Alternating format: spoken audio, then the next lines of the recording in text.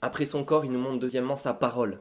La parole de Jésus-Christ qui est fiable à 100% et dans laquelle on peut avoir une entière confiance. Parce que ne nous mentons pas, il faut avouer que croire une simple parole, baser toute sa vie sur un livre, sur une parole qui nous est dite, qui nous est écrite dans ce livre, ça fait beaucoup.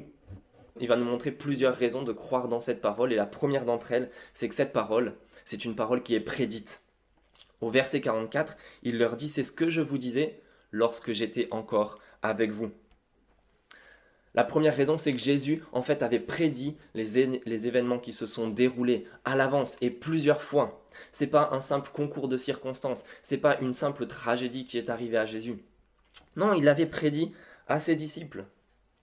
La deuxième raison, c'est qu'en plus d'avoir été prédit par Jésus, cette parole, c'est une parole aussi écrite.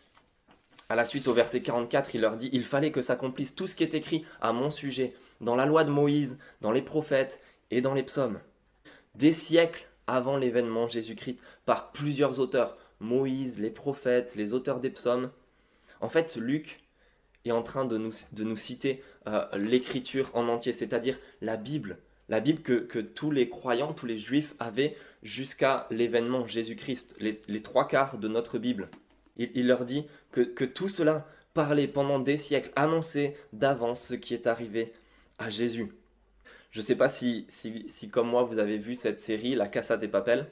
En fait, ce que j'aime dans cette série, c'est le plan parfait, la maîtrise du plan et comment il se déroule et de quelle manière c'est mené par le cerveau de l'opération, le professeur.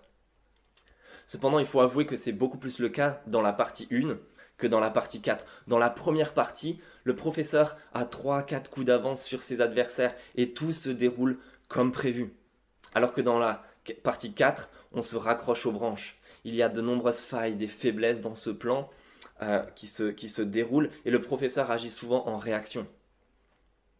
Seulement ici, dans notre cas, le cerveau de l'opération, c'est Dieu lui-même. Et contrairement au professeur, il maîtrise parfaitement ce plan, depuis la nuit des temps jusqu'à la fin.